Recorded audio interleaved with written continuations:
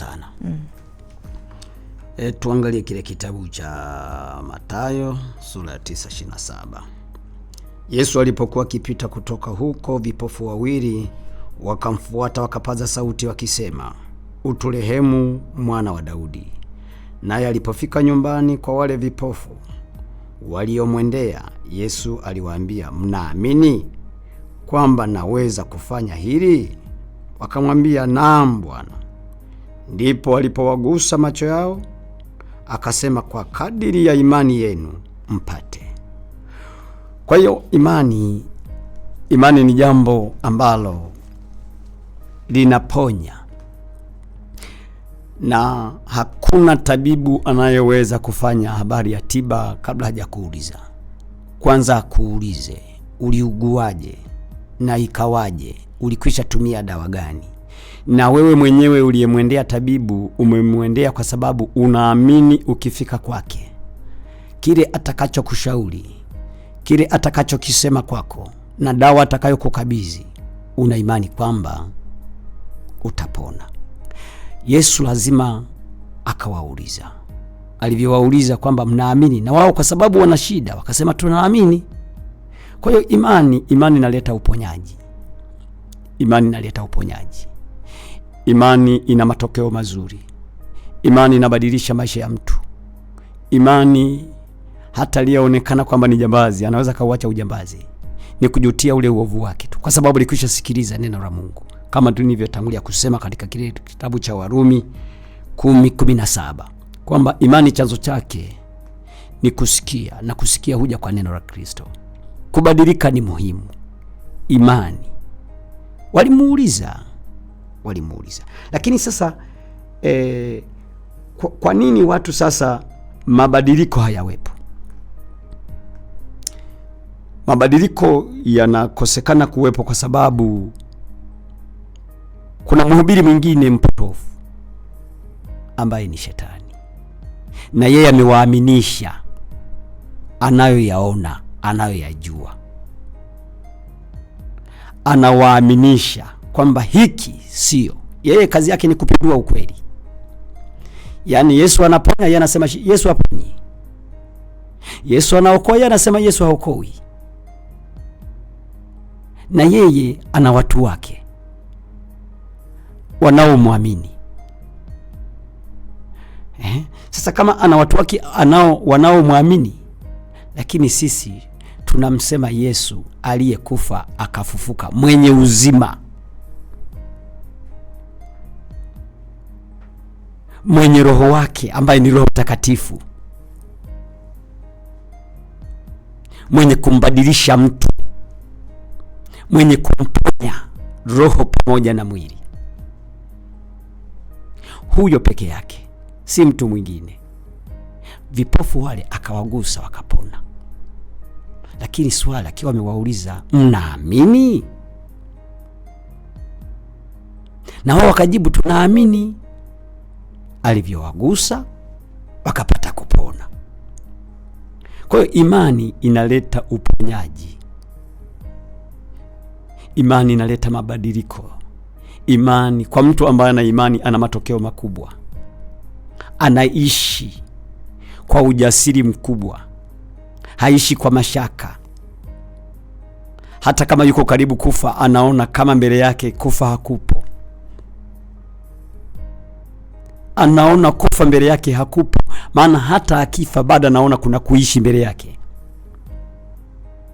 Mtu mmoja aitwa Ibrahimu, kile kitabu cha Waebrania 11:17, neno la Mungu linasema, yeye Ibrahimu alimtoa mwanae kuwa sadaka, akijua kwamba mwanae hata akifa atakuja fufuka waonane naye.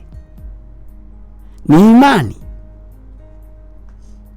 Si jambo rahisi kwamba fulani anakufa tutakuja kuonana, wakati hata wengi wao wanaotoa sadaka hawaamini kama hiyo sadaka wataonana naye. Lakini yeye alijua kwamba mimi ninatoa hii sadaka, hii dhabihu ya mwanangu, atakuja fufuka, tutaonana naye. Akatoa kwa moyo mweupe. Ni imani. Imani ina matokeo mazuri. Imani inambadilisha mtu.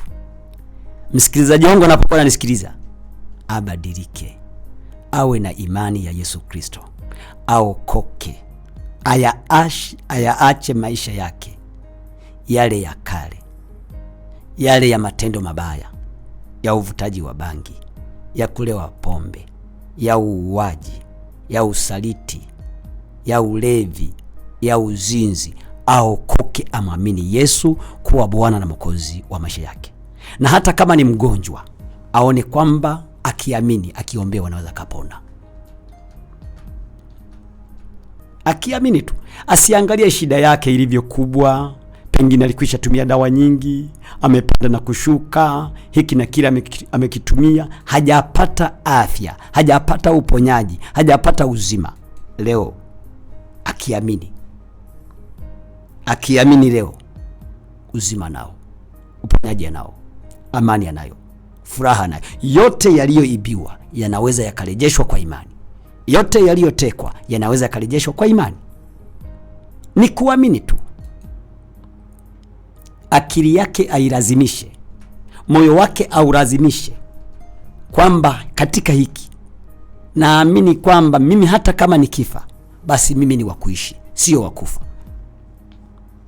Ndio maana Yesu anazungumza kwa Lazaro kwamba Lazaro hakufa, huyu amelala, naye alalaye huamshwa.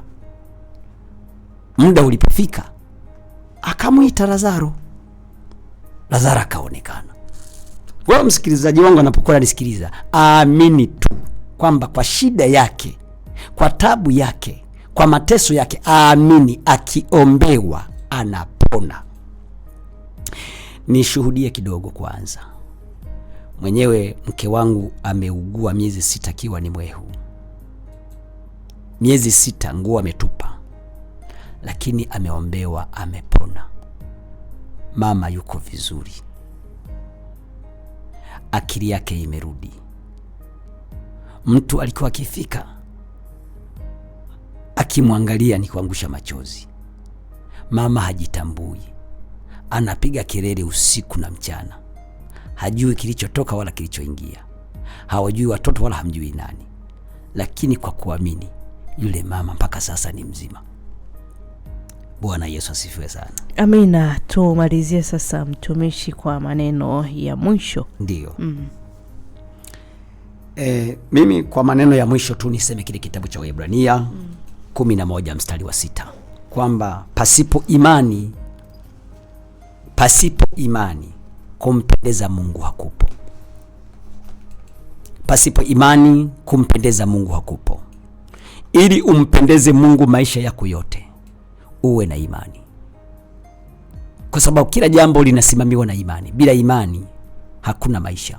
Hata wewe uko hapa ofisini ni kwa imani, na mtu mwingine anaenda shambani ni kwa imani, mtu anatembea ni kwa imani, mtu analala akijua kwamba nitaamka ni kwa imani, anakula anajua hiki chakula kwangu mimi ni salama, ni kwa imani. Kwa hiyo pasipo imani hakuna kumpendeza Mungu. Kwa hiyo watu wote ninawashawishi, watu wote nawaambia wamwamini Yesu kuwa Bwana na Mwokozi wa maisha yao, ili wawe na maisha salama, lakini pia wawe na maisha yenye kumpendeza Mungu, yasiyoleta chuki mbele za Mungu.